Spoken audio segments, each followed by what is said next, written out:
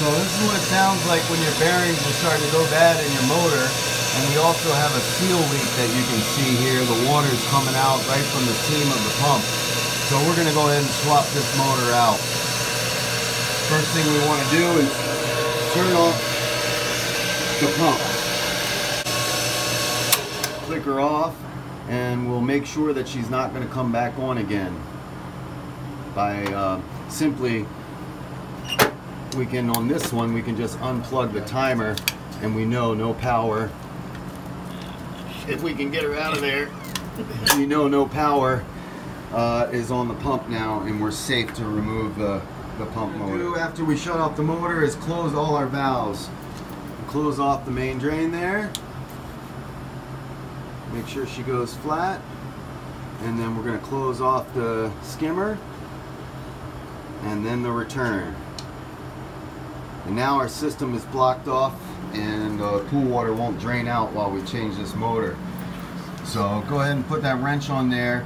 Lift up the back of the motor with one hand and just loosen the bolt. Lift up on the back of the motor slightly and just loosen it. Alright, it's loose. That's good. Do all of them. Then we'll use our gun to zip them off quickly. And lift up always lift up the motor slightly when, yep, there you go. And then we'll grab the gun and we'll zip them off. Make sure she's on reverse. Lift up the back of the motor.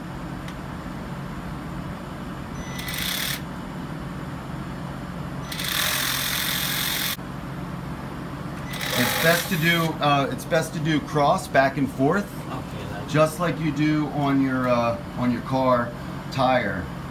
So do the bottom. If you did the top, do the bottom on that side. Lift up the motor in the back.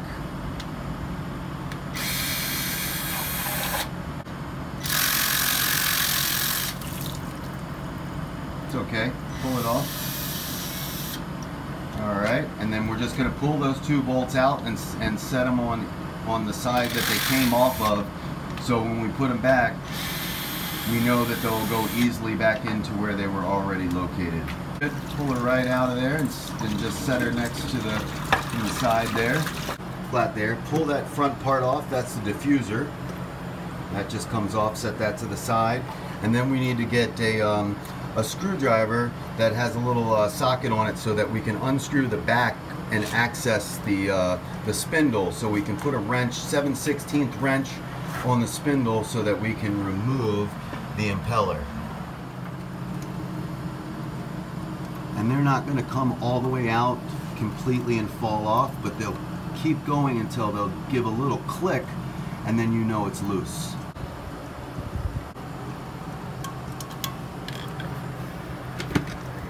Sometimes the back cover gets a little tight, and you just have to give her a little tap all the way around to loosen her up. Right at the edge rim there where he's got that screwdriver, we'll just tap it a little bit to loosen her up so we can slide her off. Yeah, give it an angle down. Yep, there you go. Okay, always try it by hand and just give her a little crank, righty-tighty, lefty-loosey, and she's loose. Now you can spin that impeller straight off of there. Good to go. Now we can pull that front faceplate off of the pump as well. And since we're replacing this motor altogether, we can pull our wrench out because we won't need it again until we install the new motor. Now, what's next on this agenda, since we're replacing the motor, is we've got 4 bolts on the inside of the faceplate that we need to remove so we can put this faceplate on the new motor. Okay, so sometimes you need a little bit more torque to get these nuts off that are on the faceplate. So I just usually put the square part down, put my knee on it, this hand on this side, wrench on this side, get a little, that way I can get a little bit of torque on it. And these usually have some Loctite on the end of the bolt to help keep it in place.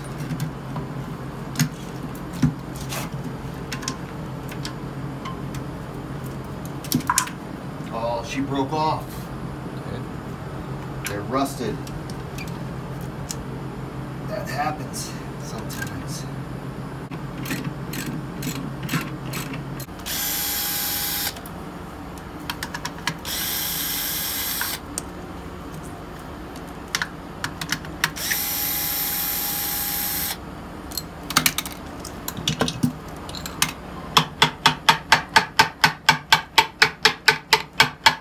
So we broke the bolt broke, and looks like our faceplate is not going to come off. There she goes. So we got our faceplate off, even though the bolt was broken off in there, and we'll be able to put this pump back together. We'll clean this off before adding it to the new motor. Unfortunately, the bolt broke off, and I'll check the truck, make sure we got another bolt. If we didn't get this faceplate off, then we'd have to replace the faceplate in order to get the pump back up and running again. You hit the box, and the top of the motor is where the ground is, and the you'll see the sticker that will explain what the motor is.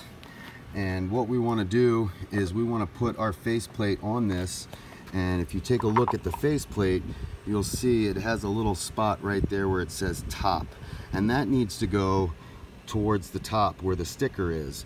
So we'll flip that over and put that straight down on there, and we'll put our bolts in, and then we'll pull the back cover off, attach the impeller once we put the other faceplate with the seal back on, and we'll be ready to reinstall. Bolts in there, and we'll zip them down real quick, and then put the wrench on there to just get them snug.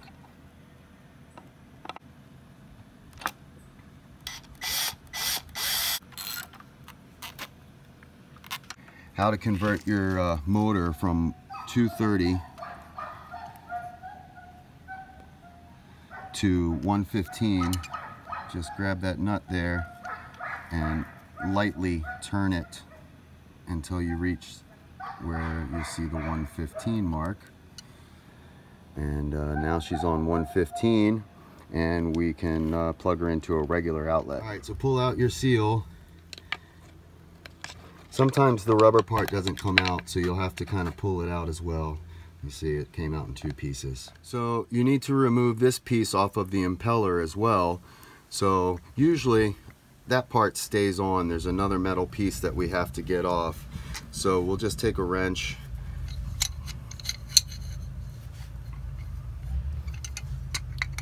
grab hold of those. There's a couple of ridges here. You can just grab a hold of those, turn it, and lift it off. That time the rubber seal came out fine. Usually they get stuck on there. So we're going to pull that piece out,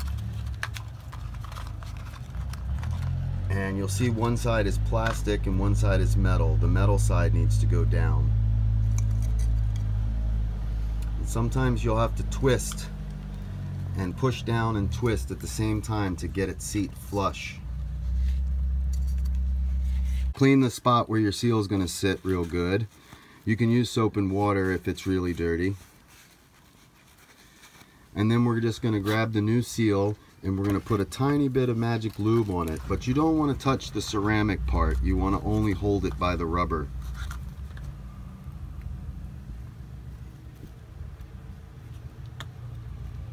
So just a tiny tab of magic lube, and run it along the edges there. Make sure you get it all covered, and also the bottom part is rubber as well, so you'll make sure that that's lubed up real good. And then you're just going to set it down right in the center. Just set it there, and you can use a clean towel to push it down into place.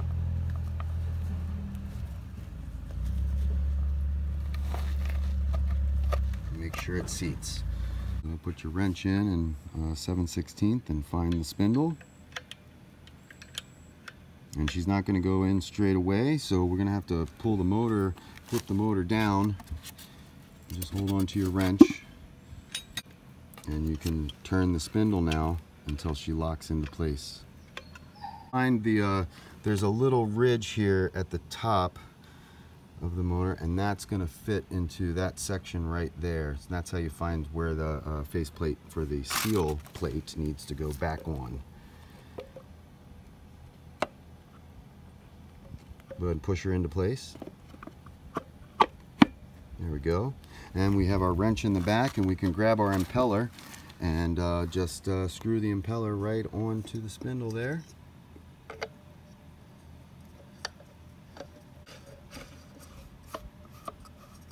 And hand snug, give it a little tighten, and she's good. All right, so we're going to remove the housing gasket. You can see we have a little bit of a leak. One of the valves is apparently not closing all the way, so that we'll have to inspect that and try to fix that later. But grab the new housing gasket and some magic lube, and give a little dab on there, a little bit more, and then just lube the whole gasket. And then once we put her into place, we'll lube the front of the gasket where it's going to meet the motor. Put the top in first and start sliding your thumb around, insert the rest of it, and just go around in a circle to make it seat.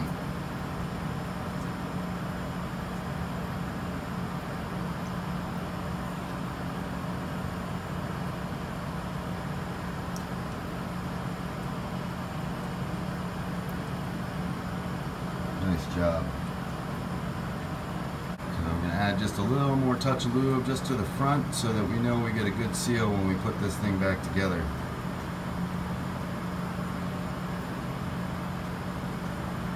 Alright, so we're going to add some lube for our diffuser gasket and put a new diffuser gasket on there. Every time we replace a seal on a pump, I like to go ahead and replace the housing gasket and the diffuser gasket. Make sure all the gaskets are new. That way we're assured that if there is any problems, any leaks, then we've replaced all the gasket and the seal, and we know we probably need to get a new faceplate or a new pump altogether. Okay, we're going to have to replace this cable connector here as well.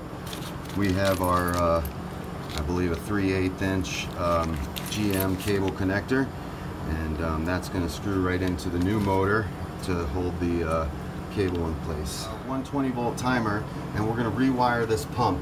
Now what I'm looking at to remember for myself is that this is the top of the motor here, and we've got the ground wire connected here. Next comes the black wire, and the white wire is right next to the switch from 110 or 115 to 230. So I'm going to remember that white wire goes right there next to that switch. Yeah. And now I know I have my pump wired correctly when I put on the new one. We already switched to 115. Slide in the cables one at a time so they fit.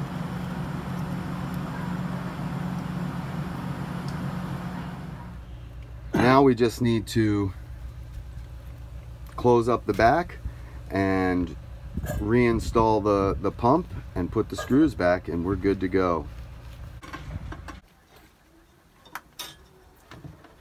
Get her back in there and then just put the bolts in. She's not going to go flush right away because there's a gasket in the way.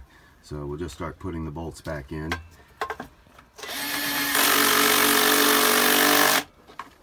Now we're not using an impact wrench, we're just using a regular screwdriver drill to get them flush, and then we'll put a regular wrench on them to just make them snug.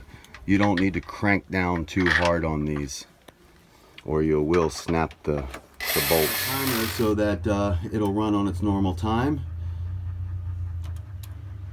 And then we just want to make sure that she's snug in there. She's good to go. Power up. Yep, she's in between our dog ears for on and off. Kick her on, and we'll go around to the pump and make sure that she's primed and we don't have any leaks.